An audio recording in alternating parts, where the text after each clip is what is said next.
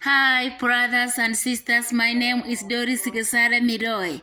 I'm going to talk about God's design for church. In the book of Ephesians chapter 3 verses 9 to 10. And to make all men see what is the fellowship of the mystery, which from the beginning of the world had been hid in God, who created all things by Jesus Christ, to the intent that now unto the principalities and powers in heavenly places might be known by the church the manifold wisdom of God. In Matthew chapter 16 verses 18. And I say also unto thee that thou art Peter, and upon this rock I will build my church, and the gates of hell shall not prevail against it. In the book of Acts chapter 2 verses 41.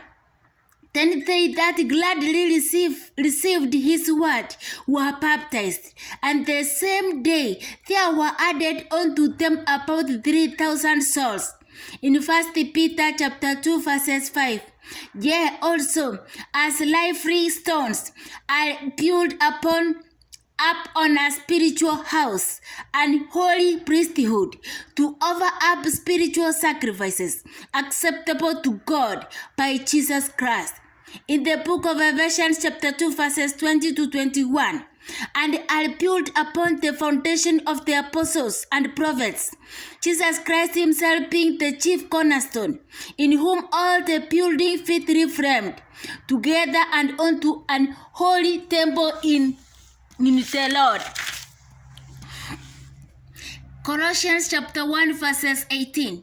And is the head of the body the church, who is the beginning, the firstborn from the dead, that in all things he might have the so that in all things he might have the preeminency. 1 Peter chapter 4 verses 10. As every man hath received the gift, even so minister the same one to another, as good stewards of the manifold grace of God. In Acts chapter 2 verses 42.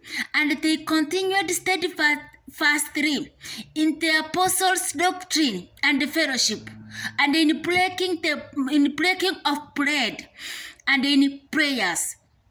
Revelation chapter 3 verses 8. I know thy works.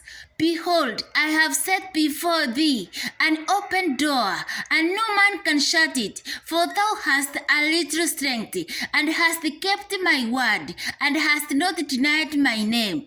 Acts chapter 14 verses 23. And when they had ordained them elders in every church, and had prayed with fasting, they commanded them to the Lord, on whom they believed.